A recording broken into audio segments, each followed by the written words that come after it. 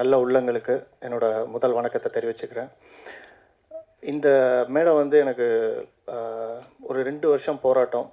இந்த 2 வருஷம் போராட்டத்துக்கு அப்புறம் இந்த மேடை வந்து கிடச்சிருக்கு. இந்த லைட் விழுறதுக்கு என் மேலே விழுறதுக்கு மிக முக்கியமான காரணம் ப்ரொடியூசர், டிஸ்ட்ரிபியூட்டர் தனஞ்சயன் சார் அவர்கள். ஸோ அவர் இல்லைன்னா இந்த மேடையும் இல்லை, இந்த வெளிச்சமும் எங்கள் படத்து மேலே விழுந்திருக்காது. இந்த வெளிச்சமும் தனஞ்சயன் சாரோட வெளிச்சமும் எங்கள் படத்து மேலே விழுறதுக்கு இப்போ என்ன சொல்கிறது, நாங்கள் கொடுத்து வச்சுருக்கணும் அப்படின்றத நாங்கள் சொல்லணும். எங்களை மாதிரியான ஒரு சின்ன படங்களுக்கு ஒரு பெரிய வரவேற்பு கிடைக்கிறது அப்படின்றது ப்ரெஸ், மீடியா ஆகிய உங்கள் கையில் தான். அதை தாண்டி இந்த கண்டென்ட்டை நம்பி ஆக்சுவலாக தனஞ்சயன் சார் பார்த்துட்டு சர்ப்ரைசிங்காக கால் பண்ணிவிட்டு தம்பி படம் பார்த்தேன், எனக்கு ரொம்ப பிடிச்சிருந்ததுரா அப்படின்ட்டு சொன்னார். ஸோ அது முதல்ல எனக்கு என்ன டவுட்னா, முதல்ல பேசுகிறது தனஞ்சயன் சார் தானா இல்லை வேறு யாராவது வந்து பேசி இது பண்ணிகிட்ருக்காங்களா? ஏன்னா 2-3 பேர் அந்த மாதிரி வந்து ஃப்ரெண்ட் சைடில் கிண்டல் பண்ணுவாங்க. ஸோ அதுக்கப்புறம் பார்த்தா தனஞ்சயன் சார் தான். அதுக்கப்புறம் ஹாய் தம்பி அப்படின்ட்டு அவரோட டோன்லேயே அப்படியே பேச ஆரம்பித்தார். ஸோ எனக்கு ரொம்ப சந்தோஷம் சார். இன்றைக்கி நீங்கள் எங்கள் பட விழாவுக்கும் சரி, இந்த படம் எங்களை நம்பி உங்களோட பேனரை ஆக்சுவலாக அவர் கொடுத்தாருன்றதை விட அவரோட பேனரை நான் திருடி உள்ளே போட்டுக்கிட்டேன்னு கூட நான் சொல்லலாம். ஸோ அதுக்கு என்னோட பெரிய நன்றி தனஞ்சயன் சார். அடுத்து மிக முக்கியமான ஒரு ஆள், அவரோட படம் வந்து ரிலீஸ் ஆகும்போது பிட்ஸா, ஸோ அப்போ வந்து நான் உதவி இயக்குனர் ராஜதந்திரமில் அப்போ நான் போய் பார்க்குறேன். அதுக்கப்புறமா சிவிகுமார் சாருக்கு என்ன ஒரு வாட்டி நானும் அவரும் பார்த்துருக்கோம். சத்தியமாக சிவிகுமார் சாருக்கு ஞாபகம் இருக்காது. ஏன்னா அதே கண்கள்ன்ற படத்துக்கு ஒரு ப்ரொமோ வீடியோ ஷூட் பண்ணி எடுத்துகிட்டு போய் நான் வந்து சிவிகுமார் சாருக்கு காட்டினேன். அவருக்கும் பிடிச்சிருந்தது, அதை பற்றி பேசிகிட்டு இருந்தார். அதுக்கப்புறம் அதோட இப்போ தான் சிவிகுமார் சாரை பார்க்குறேன். சிவிகுமார் சார், நீங்களும் எங்களை மாதிரியான ஒரு சின்ன படங்களுக்கு மிகப்பெரிய ஒரு இன்ஸ்பிரேஷன். நீங்கள் காட்டின வழி தான் ஸோ நாங்கள் இன்றைக்கி பயணம் பண்ணுற ஒரு வழின்றதை நான் ரொம்ப ஸ்ட்ராங்காக இந்த மேடையில் சொல்லிக்கிறேன். ஒரு மிகப்பெரிய நன்றி நீங்கள் இந்த மேடையை வந்திருக்கிறதும் எங்களோட படத்தை வந்து சிறப்பிக்கிறதுக்குமே. அடுத்து அன்எக்ஸ்பெக்டடாக நாங்கள் எதிர்பார்க்காத ஒரு ப்ரொடியூசர் தங்கராஜ் சார், எதிர்பார்க்கவே இல்லை. மிகப்பெரிய நன்றி சார். ஏன்னா சிவகுமார் சார் வராருன்னு எங்களுக்கு தெரியும், பட் கூட நீங்கள் வரீங்க அப்படின்றது எங்களுக்கு தெரியாது. ஸோ அதுக்கு உங்களுக்கு மிகப்பெரிய நன்றி படம் சார்பாகவும் என் சார்பாகவும் நான் தெரிவிச்சுக்கிறேன் சார். அடுத்து cable Shankar sir. Cable Shankar சாரை பற்றி நான் என்ன சொல்கிறது, அண்ணன் தான் மிக ஒரு பிள்ளையார் சுழியே இந்த படம் வந்து தனஞ்சயன் சார்கிட்ட போகிறதுக்கு. ஏன்னா வந்தார், படம் பார்த்துட்டு அப்போ சொன்னேன், சார் கேபிள் சங்கர் சார் தானே சார்? ஆமாம் தம்பி அப்படின்னாரு. அண்ணா நான் உங்கள் புக்கு படிச்சிருக்கேண்ணே அப்படின்னு. அப்படியா தம்பி, என் புக்கு படிச்சுட்டு படம் எடுக்க வந்திருக்கேன், நீ பரவாயில்லடா, பெரிய விஷயம் அப்படின்னாரு. அவர் புக்கை படித்து என்ன மாதிரியான ஒரு வேலை செஞ்சு நான் படம் எடுத்திருக்கேன் அப்படின்றது அவருக்கும் தெரியாது. அப்புறம் அவர் சொன்னார், நான் வந்து 2.0 3.1 சொல்லிட்டு அவர் இன்னும் நிறைய புக் எழுதியிருக்கேன் அப்படின்னு சொன்னார். நான் சொன்னேன், ஆனால் நான் 90s கிட்ஸ், நீங்கள் எழுதுன மொதல் வருஷம் தானே நான் பார்த்தேன், எனக்கு அதுக்கப்புறம் என்ன எழுதியிருக்கேன்னு எனக்கு தெரியாதுண்ணே அப்படின்னு. ஸோ இந்த விழாவுக்கும் இந்த படம் மிக முக்கியமாக தனஞ்சயன் சார்கிட்ட போகிறதுக்கான ஒரு மிகப்பெரிய ஒரு பிள்ளையாராக இருந்த கேபிள் சங்கர் சாருக்கு, அண்ணனுக்கு நான் மிகப்பெரிய ஒரு நன்றியை தெரிவிச்சுக்கிறேன். நன்றி அண்ணன். எல்லாருக்கும் நன்றி சொல்லிட்டேன். இன்னொரு மிக முக்கியமான ஒரு நபருக்கு நன்றி சொல்லணும். எங்கள் அப்பா வந்து இன்றைக்கி வரல. ஏன் அப்படின்னா, அவரை பொறுத்த வரைக்கும் இன்றைக்கி இப்படி ஒரு ஃபங்க்ஷனே நடக்கலை அவருக்கு. ஏன் அப்படின்னா, அப்பா கிட்ட வந்து ஒரு ஒரு இந்த இது எப்படி ஆரம்பித்ததுன்றதை சொல்கிறேன். அதுக்கப்புறம் அவர் எப்படி உள்ளே வந்தாருன்றதையும் நான் சொல்கிறேன். தயாரிப்பாளர்கள் யூஸ்வலாக வந்து இது ஒரு ஹைப்பர் லிங்க் ஸ்டோரி தான். ஒரு 5 நபர்களுக்கு ஒரு பண தேவை இருக்குது. இதில் யார் சரியானவங்க, அவங்க கைக்கு இந்த பணம் போய் எப்படி சேர்ந்தது அப்படின்ற மாதிரியான ஒரு கதைக்களம் தான் இந்த வல்லவன் வகுத்ததரா. அப்போ இந்த கதையை நான் எடுத்துகிட்டு போயிட்டு சில தயாரிப்பாளர்கிட்ட சொல்லும் போது அவங்க ஒரு ஹீரோ ஒரு ஹீரோயின் அந்த மாதிரி நம்ம மாற்றலாமாப்பா அப்படின்னாரு. இல்லை சார், அப்படி பண்ணால் ஒர்க் அவுட் ஆகாது அப்படின்னு. அதுக்கு நான் சில எக்ஸாம்பிள் படங்களும் சொன்னேன். இல்லை அந்த படம் எல்லாமே வியாபார ரீதியாக வெற்றி அடையிலையே அப்படின்னாரு. எனக்கு அதுக்கு மேலே என்ன பதில் சொல்கிறதும் இல்லை, அவர் சொன்னதுக்கும் எனக்கு என்ன இது சொல்கிறதுன்னு எனக்கு தெரியல. அதோட நன்றி சொல்லிவிட்டு வெளியே வந்துட்டேன். அதுக்கப்புறம் இன்னொரு ப்ரொடியூசரை அப்ரோச் பண்ணேன். அவர் ரொம்ப புதுசு. கதைலாம் கேட்டார். கதைலாம் கேட்டுட்டு, தம்பி நாளைக்கு வந்துட்டு அட்வான்ஸ் இது பண்ணிக்கலாம் அப்படின்ற மாதிரி சொன்னார். சரி ஓகே அப்படின்னு சொல்லிட்டு மறுநாள் போகிறேன், அவர் ஆள் இல்லை. என்னடா ஆச்சு, எதுக்கு, எங்கே போயிட்டாரு அப்படின்னு சொல்லிட்டு அங்கே உள்ளே இருக்க ஒரு ஆஃபீஸ் பாய் ஒருத்தர் இருக்கார், அவர்கிட்ட கேட்குறேன். அவர் ஒரு நாளும் சொல்ல, 2 நாள் 3 நாள் 4 நாள், நான் ஒரு 2 வாரமாக போயிட்டுருக்கேன். அவர் என்ன ஆச்சு ஏதாச்சுன்னு அப்படின்னு தெரியவே இல்லை. சரி ஓகே அப்படின்னு சொல்லிட்டு நான் வர 2 வாரமாக வந்துட்டு போகிறத பார்த்துட்டு அந்த ஆஃபீஸ் பாய் வந்து கூப்பிட்டு சொன்னார், அண்ணா உங்ககிட்ட நான் ஒரு 5 நிமிஷம் பேசலாமா அப்படின்னா, சொல்லுங்கள் தம்பி அப்படின்னா, சென்னைன்னு போயிட்டு ஒரு டீ கடையில் உட்காந்து சாப்பிட்றோம், நான் ஆஃபீஸ் வராதிங்க அப்படின்னாரு. ஏன் வரக்கூடாது, என்னாச்சு சாரு எங்கே போயிட்டாரு அப்படின்னா, ஏன்னா அவர் என் ஃபோன் காலுமே எடுக்கல. ஏன்னா நாளைக்கு வா உனக்கு அட்வான்ஸ் கொடுக்குறேன்னு சொன்ன பர்சன் கால் எடுக்கல. என்னடா ஆச்சு அப்படின்னு சொல்லிட்டு கேட்கும்போது சொன்னார், ஆனால் நீங்கள் வந்தீங்களண்ணா? ஆமாம். வந்து கதை சொல்லிட்டு போனீங்க? ஆமாம். சார் அடுத்த நாள் வர சொன்னார்லண்ணா? ஆமாம். சொல்லிட்டு போனதுக்கப்புறம் சார் உட்காந்து நைட் வந்து உங்களுக்கு செக்கு போடலான்னு சொல்லிட்டு போட்டுக்கிட்டு இருந்தாருன்னா, அப்போ ஜன்னல் வழியாக ஒரு பாம்பு வந்துடுச்சு. பாம்பு வந்து பணம் எடுத்துகிட்டு நின்றுச்சு. அதோட உங்கள் படத்தோட கதை முடிஞ்சு போச்சுண்ணா அப்படின்னு. டேய் ஏடா சொல்கிற, பாம்பு வந்ததுக்கு ஏன்டா இவர் காணாமல் போயிட்டார், ஃபோன் இல்லைண்ணா உங்கள் படத்துக்கு வந்து செக்கு போடலான்னு கையெழுத்து போட்டதுக்கே பாம்பு வந்துருச்சு. உங்கள் படம் எடுத்தால் என்னென்ன வரும்னு அவருக்கே தெரியல. அதனால் வந்து அவர் ஊருக்கே போயிருக்காருண்ணா. அவர் எப்போ வரேன்னு கூட சொல்லலை. முதல்ல வந்து ப்ளூ கிராஸில் சொல்லி அந்த பாம்பை பிடிக்க சொல்லிட்டு போயிருக்காரு என்கிட்ட அப்படின்னாரு. ஓகே ரொம்ப சந்தோஷம் அப்படின்னு சொல்லிட்டு அங்கேருந்து வீட்டுக்கு வந்தேன். வீட்டுக்கு வந்தோடனே இப்போ என்னடா பண்ணலாம், வேறு யார்கிட்ட போய் என்ன பண்ணலாம் அப்படின்னும் போது கரெக்டாக ஒரு வண்டி வந்து நிற்கிது. நின்னா எங்கள் அப்பா. அதுதான் ஓகே, நம்ம சின்ன வயசுலேருந்து ஏமாற்றிட்டு இருக்க ஒரு ஆள் இவர் தான் இதுக்கான கரெக்டான ஆள், இவரை ஏமாத்தினா தான் உண்டு அப்படின்னு சொல்லிட்டு அப்பா கிட்ட சொல்கிறேன். இந்த மாதிரி அப்பா சினிமாவெல்லாம் வந்து கொஞ்சம் ஓரமாக வச்சுட்டு, ஃப்ரெண்டு வந்து ஒரு பிஸ்னஸ் ஆரம்பிக்கிறான்ப்பா, ஒரு சாண்ட்விச் கடை ஆரம்பிக்கிறான், அதில் வந்து இன்வெஸ்ட் பண்ணலான்னு இருக்கேன், ஒரு சின்னதாக ஒரு தொகை தேவைப்படுது கொடுங்கப்பா அப்படின்னு. இப்போ தான்டா நீ வாழ்க்கையில் உருப்புடுற மாதிரி ஒரு விஷயம் கேட்டிருக்க. ஓகே இப்போ எனக்கு ஒன்று பண்ணலாம் அப்படின்னு சொல்லிட்டு சிஸ்டருக்கு மேரேஜ் வச்சுருந்தாங்க. அப்புறம் ஒரு லேண்டு சின்னதாக இருக்க ஒரு லேண்டை வந்து விற்று அவங்களுக்கு சிஸ்டர் மேரேஜுக்கும் அதுக்கப்புறம் எனக்கும் அப்பா கொடுக்குறாரு.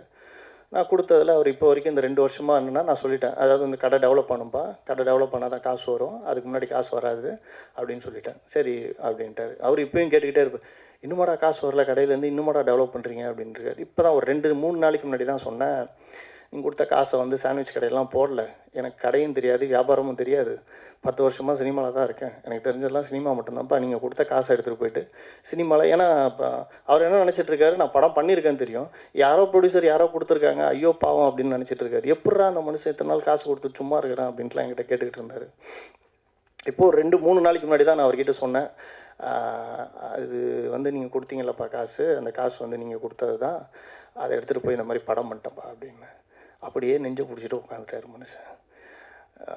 ஏன்னா காலேஜ் கூட அவர் ஏமாற்றி தான் சேர்ந்தேன், படித்தவுடன் 10,000 சம்பளம் அப்படின்ற கதையாக தான் வந்து விஸ்காம் சேர்ந்தேன். அதுக்கப்புறம் தான் அவர் காசெல்லாம் கட்டி முடிச்சதுக்கப்புறம் தான் தெரியும், இந்த படிப்பு படித்தா வந்து சினிமாவுக்கு தான் போக முடியும், ஏசி ரூம் போட்டுக்கிட்டு உட்கார்ற மாதிரியான வேலையெல்லாம் கிடையாது இதில் அப்படின்ட்டு. அதுக்கப்புறம் தனஞ்சயன் சாரை பற்றி சொல்லி தனஞ்சயன் சார் ஃபோட்டோலாம் காட்டி அப்போ நான் வந்து கேட்டேன், இது மாதிரி அப்போ இவர் தான் தனஞ்சயன் சார், ஒரு பெரிய தயாரிப்பாளர் டிஸ்ட்ரிபியூட்டரு, இவர் வந்து என் படத்தை பார்த்து பிடிச்சி எடுத்திருக்காருப்பா அப்படின்ட்டு நான் சொன்னேன்.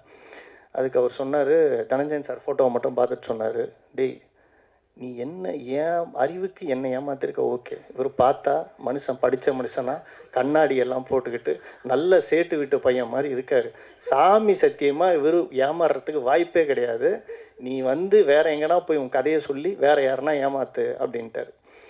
சரி ஓகே, ஏன்னா தனஞ்சயன் சாரை பார்த்துட்டு ஒரு ப்ரொடியூசர்னு சொல்ல, அவர் ஒரு நடிகர் அப்படின்னு தான் அவர் நினச்சிட்ருக்காரு. ஸோ சரி ஓகே, அவர் நம்மள சரிப்பா இன்றைக்கி வந்து ப்ரெஸ் மீட் இருக்குது, கஷ்டப்பட்டு எப்படியோ அரேஞ்ச் பண்ணி ஒரு இது பண்ணியிருக்கோம், ஸோ அதனால் வந்துட்டு நீங்கள் வாங்க, நீங்களும் வாங்க அம்மாவும் வாங்க அப்படின்ட்டு. ஏன்னா அவருக்கு நிலத்தை விற்று கொடுத்த காசு மட்டும் தான் தெரியும், இன்னும் அம்மாவோட நகைலாம் வந்து பேங்க் லாங்கரில் இருக்கிறது தெரியாது, போஸ்ட் ப்ரொடக்ஷனுக்கு காசு இல்லை, அம்மாவோட நகை தான் எடுத்துகிட்டு போயிருக்கோம், இன்னும் அதுவும் தெரியாது. இன்னும் அது தெரிஞ்சுதுன்னா சுத்தம் வெளியே அனுப்பிச்சிருவாங்க என்னை கன்ஃபார்மாக. ஸோ அண்ணா வீடியோ, ஆமாம் இந்த வீடியோ வந்தோடனே தெரியும், கேபிள் சங்கரன் அந்த ரூம் பார்த்து கொடுக்கணும் வீடு. ஸோ சொல்லிவிட்டு வாங்கன்னா அவர் இப்போ வரைக்கும் சத்தியமாக நம்பலை. ஏன்னா இந்த மாதிரி உன் பேச்செல்லாம் ஒருத்தர் கூட உட்காந்து கேட்க மாட்டாங்க, நீ யாரோ பத்திரிக்கையில் எல்லாம் பெரிய பெரிய ஆட்கள் அவங்களாம் வந்து ஏன்னா உன் பேச்சை கேட்க போகிறாங்க, நானே கேட்க மாட்டேன், அவங்க எப்படா கேட்பாங்கன்னாரு.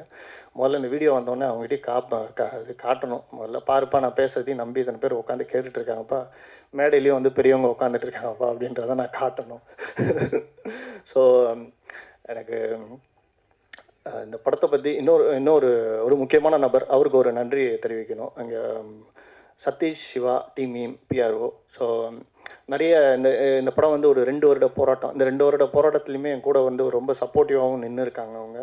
ஸோ ரொம்ப பெரிய நன்றி சிவானா. ஸோ நிறைய விஷயங்களில் உங்களை தொல்லை பண்ணியிருப்பேன். எப்படா தம்பி உன் படம் ப்ரிவியூ ஆகுது, நான் முதல்ல உங்ககிட்டருந்து தப்பிக்கணும்டா அப்படின்ற இதுலேயே இருந்திருக்காங்க. இன்றைக்கி இல்லை, பக்கத்தில் எங்கே இருக்காங்க, வெளியே இருக்காங்கன்னு நினைக்கிறேன். நன்றி நன்றி சிவானா. அடுத்து படம் வல்லவன் வகுத்ததடா. வல்லவன் வகுத்ததடா என்ன அப்படின்னா வந்து கவிதாக்கா சொன்னாங்க, அவங்க ஒரு பாடலாகவே பாடி காட்டினாங்க. வல்லவன் வகுத்ததடா அப்படின்றது இறைவனின் திட்டம். அதாவது இறைவனின் கடவுளின் திட்டத்தில் தகுதியுள்ளவை தப்பி பிடிக்கும் அப்படின்றது தான் வந்து இந்த வல்லவன் வகுத்ததடா படத்தோட டைட்டில். எல்லாருக்கும் வணக்கம். முதல்ல இங்கே வந்தவங்க எல்லாத்துக்கும் ரொம்ப பெரிய நன்றி. அப்புறம் கார்த்தி விநாயக் துறை சொன்னாப்புல அவங்க அப்பாவை ஏமாத்திட்டு படம் பண்ணோம்னு, அவங்க அப்பாவை மட்டும் இல்லை எங்கள் என்டையர் டீமையும் சேர்த்து ஏமாத்திருக்காப்புல. ஸோ ஃபஸ்ட்டு வந்து எங்கிட்ட வந்து கதை சொன்னாப்புல, ஆனால் இந்த மாதிரி ஒரு படம் பண்ணுறேன்னா நீங்கள் தான் பண்ணுறீங்க அப்படின்னு. அப்போ நான் வந்து சென்னை டு சிங்கப்பூர் முடிச்சுட்டு ஃபர்தர் அடுத்த படங்களுக்கு ஒர்க் பண்ணிகிட்டு இருந்தோம். அப்போ வந்து விநாயக் துறை சொல்கிறாப்புல, ஆனால் இந்த மாதிரி ஒரு சின்ன படம்னா பண்ணிடலாண்ணா அப்படின்னு. பண்ணிக்கலாம்ப்பா ப்ரொடியூசர்லாம் வந்ததுக்கப்புறம் பண்ணிக்கலாமா, பிரச்சனை இல்லைப்பா அப்படின்ட்டு அப்படி தான் பேச ஆரம்பித்தோம். ஆனால் இல்லைண்ணா நான் ரெடி ஆகிட்டேண்ணா, பண்ணலாண்ணா. ப்ரொடியூசர் யாருண்ணா? ஆனால் எல்லாம் ரெடியாக இருக்காங்க, நான் பண்ணிக்கலாண்ணா அப்படின்னா. சரி அப்படின்னா பட்ஜெட்லாம் சொல்கிறாப்புல, எல்லாம் தம்பி பண்ணலாமா அப்படின்ற ஒரு டவுட் இருந்தது. ஆனால் வாங்கினேன், என்ன நம்பி பண்ணலாண்ணா, வாங்கினேன் அப்படின்னாப்புல. ஸோ அங்கேருந்து தான் வந்து அதுக்கு அடுத்த ஸ்டேஜாக வந்து கதை கேட்குறேன். கதை எனக்கு ரொம்ப பிடிச்சிருந்தது, ஆக்சுவலாக ரொம்ப பிடிச்சிருந்தது. பண்ணலாம்ப்பா, இமீடியட்டாக பண்ணலாம் அப்படின்னு. ஸோ அதுக்கு முன்னாடி வந்து ரொம்ப முக்கியமான ஒரு பாயிண்ட்டு, ஆக்சுவலாக அது சொல்லலை கார்த்தி. ஃபஸ்ட்டு என்னென்னா, இந்த படத்தோட பெரிய பெரிய ப்ளஸ் என்னென்னா, மேக்கிங் எங்களுக்கு ஒன்றுமே கிடையாது. ஆக்சுவலாக மேக்கிங்கில் விட அதுக்கு முன்னாடி நாங்கள் ஒர்க் பண்ணோம்ல, இந்த பேக்ரவுண்டில் ஒர்க் பண்ணுவோம்ல, ப்ரீ ப்ரொடக்ஷனில், அது வந்து உண்மையாலுமே ரொம்ப பயங்கர ஹெல்ப்ஃபுல்லாக இருந்தது. என்னென்னா, எல்லா ஆர்டிஸ்ட்டும் வந்திருந்தாங்க, யாருமே இல்லை. படத்தில் இருக்கங்க எத்தனை பேருமே உள்ளார இருந்து ஒரு ஹால் ஒன்று ஹையர் பண்ணி கிட்டத்தட்ட ஒரு 12 to 15 days, ஒரு 15 நாள் வந்து காலையிலேருந்து ஈவினிங் வரைக்கும் உட்காந்து எல்லாரும் டைலாக் மனப்பாடம் பண்ணிட்டாங்க. ஸோ எவ்ரி ஒன் அந்த ப்ரீ ப்ரொடக்ஷனில் வந்து எல்லாருமே ரொம்ப நல்லா இருந்தாங்க. எனக்கு ஈஸியாக இருந்தது, மேக்கிங் ரொம்ப ரொம்ப ஈஸியாக இருந்தது. ஸோ அதுக்கப்புறம் ஒரு கான்ஃபிடென்ட் வந்துச்சு, எப்போ ஷூட்டிங் போகலாம் அப்படின்னோடனே, ஆனால் ஒரு 10 days வெயிட் பண்ணுங்கன்னா அதுக்கு படம் ரெடி ஆயிடுச்சு. டக்குன்னு ஆரம்பித்தோம். ஒரே ஸ்கெடியூல் தான். நானும் இப்போ நிறைய படங்களில் ஒர்க் பண்ணியிருக்கேன், பெரிய படங்கள் சரி இதுவும் சரி, நிறைய ஸ்ட்ரகிள்ஸ் இருக்கும். ஆனால் இன்றைக்கி பணம் இல்லை, அந்த இது இல்லை. எனக்கு தெரிஞ்ச ஆரம்பித்ததுலேருந்து முடிகிற வரைக்கும் எந்த விதமான ஒரு ஸ்மால் பணம்னால எங்களுக்கு எந்த இஷ்யூஸும் வரல. ஸோ அதுக்காக உண்மையாலுமே ரொம்ப அப்ரிஷியேட் விநாயக் துறை. அதுக்கப்புறம் ஒவ்வொருத்தராக வந்து உள்ளார ஆட் ஆகிட்டு இருக்காங்க. என்னன்னு பார்த்தா எல்லாமே ஃப்ரெண்ட்ஸ் சர்க்கிள்ஸ் தான். ஸோ ஆப்வியஸாக வந்து இண்டிபெண்டன்ட் ஃபிலிம் மேக்கிங்கில் வந்து ஃப்ரெண்ட்ஸ் சர்க்கிள்ஸ் தான் ஃபஸ்ட்டு கை கொடுக்குறது. ஸோ எனக்கு தெரிஞ்சு யாரும் கார்த்திகிட்ட யாரும் நாங்கள் சம்பளம் பேசல, அதுதான் உண்மை. வணக்கம் ப்ரொடியூசர்ஸ் எல்லாருக்கும் வணக்கம்.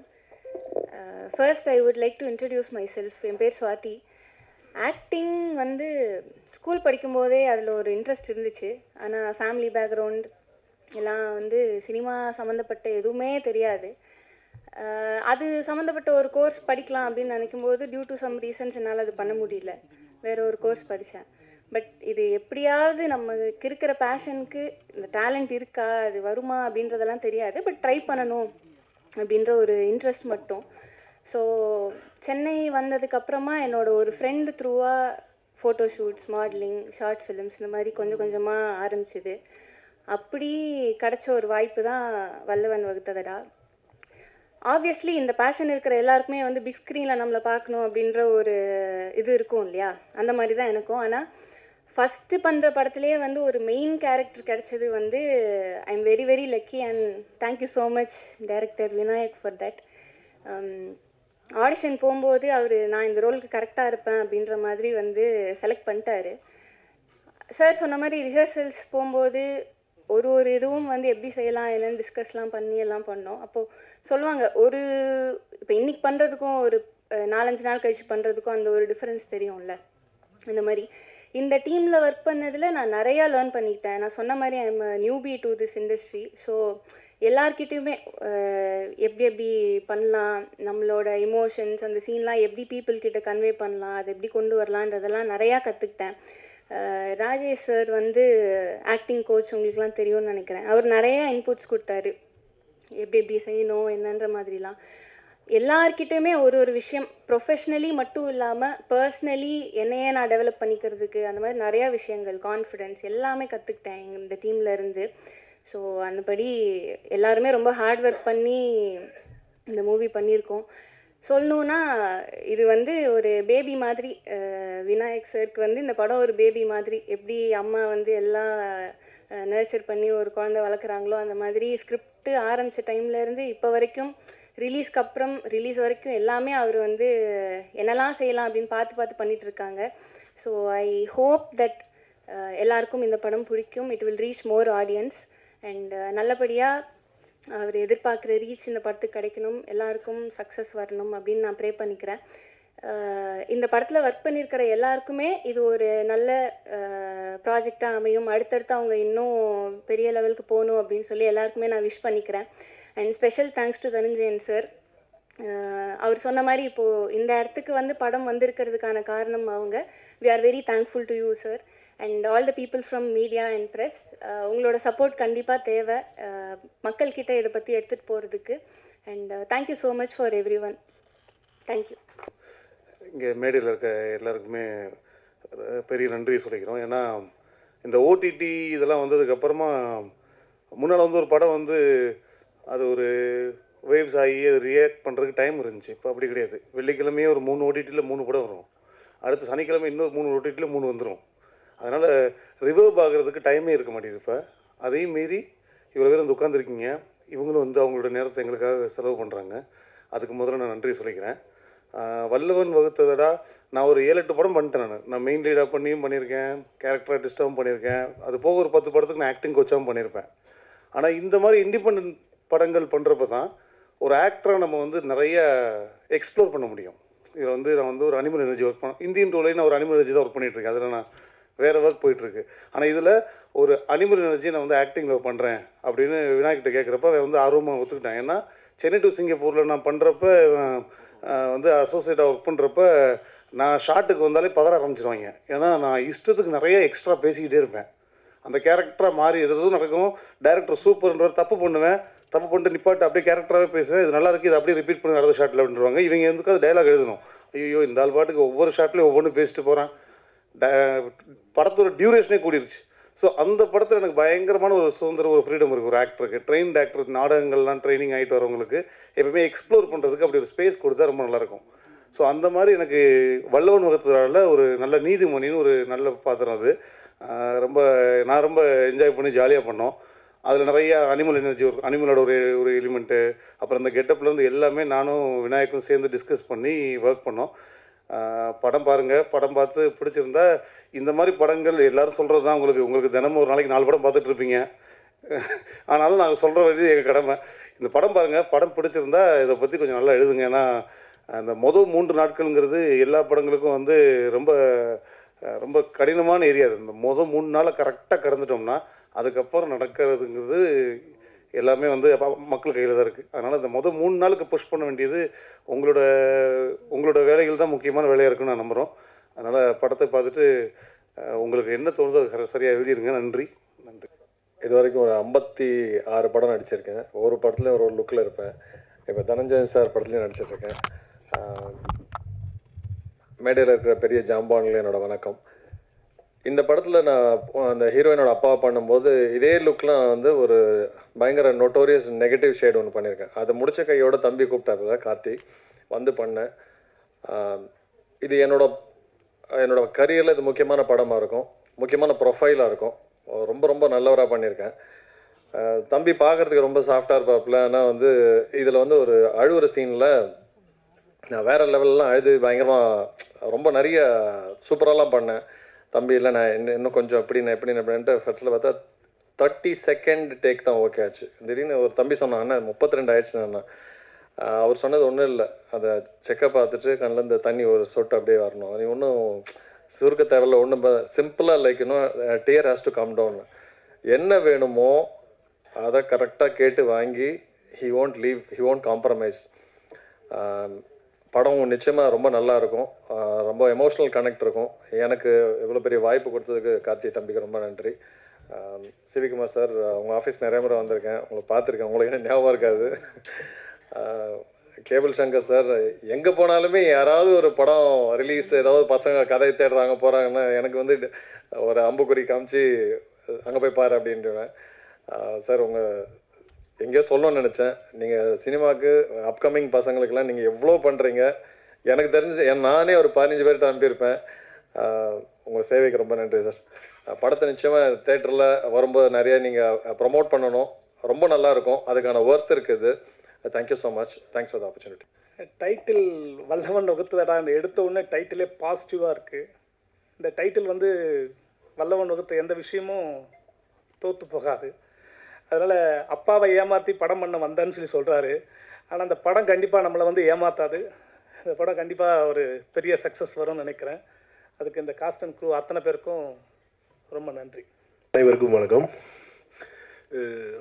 இந்த படம் அந்த 8 மினிட்ஸ் கட்டு ரொம்ப நல்லா இருந்துச்சு. இந்த வல்லவன் வகுத்ததடா அப்படின்றது எனக்கு ரொம்ப பிடிக்கும். இந்த மாதிரி இண்டிபெண்டன்ட் ஃபிலிம்ஸு, அந்த இண்டிபெண்டன்ட் ஃபிலிம் மேக்கிங், இந்த மாதிரி பண்ணுறவங்க, இந்த மாதிரி பண்ணுற படப்பிடிப்புகள் எனக்கு ரொம்ப ரொம்ப பிடிக்கும். ஏன்னா இந்த மாதிரி இண்டிபெண்டன்ட் ஃபிலிம் பண்ணி ரொம்ப பெரிய ஆட்களெல்லாம் இருக்காங்க. இப்போ கிறிஸ்டோபர் நோலனாக இருக்கட்டும், ஸ்பீல்பர்க் ஆகட்டும், இந்த மாதிரி ஒரு சின்ன இண்டிபெண்டன்ட் படத்தில் தான் அவங்க வந்து தி ஸ்டார்டட் தேர் லைஃப். பட் ஆனால் அதில் முக்கியமான ஒரு விஷயம் என்னென்னா, அதை வந்து ப்ரெசன்டேஷன் அதில் ஒரு விஷயம் இருக்குது. அதை எப்படி ப்ரெசென்ட் பண்ணுறோம், என்ன நம்ம 10 ரூபாய்க்கு பண்ணுறோமா, 100 ரூபாய்க்கு பண்ணுறோமா, 1000 ரூபாய்க்கு பண்ணுறோமா இல்லை. பட் அது எல்லாருக்கும் பிடிக்கிற மாதிரி அதை பண்ணிடணும். இந்த டீம் அதை பண்ணியிருக்காங்கன்னு நான் நம்புகிறேன். ஏன்னா அந்த 8 மினிட்ஸ் கட்டு வந்து ரொம்ப நல்லா இருந்துச்சு. வல்லவன் வகுத்ததோட நல்ல டைட்டில். ஆக்சுவலி டைரக்டர் சொன்னார், அவங்க அப்பாவை ஏமாற்றி இது பண்ணியிருக்கேன் அப்படின்னு சொன்னார். அப்பா வந்து தனஞ்சயன் சாரை பார்த்துட்டு இதுவரையும் ஏமாத்திட்டியா அப்படின்னு கேட்டார் அப்படின்னாரு. கண்டிப்பாக தனஞ்சயன் சார் ஏமாந்துருக்க மாட்டார் இந்த படத்தில். It will be a very very fruitful business for him actually. ஏன்னா ரொம்ப நல்லா வந்திருக்குன்னு நினைக்கிறேன். கண்டிப்பாக இந்த படத்தில் சம்மந்தப்பட்ட இயக்குனர், மியூசிக் தயாரிப்பாளர், editor, music director and cameraman எல்லாருக்கும், நடிகர்கள் அனைவருக்கும் ஒரு மிகப்பெரிய வெற்றி படமாக வந்து உங்கள் வாழ்க்கை வளமாக இறைவனை வேண்டுகிறேன். அனைவருக்கும் நன்றி.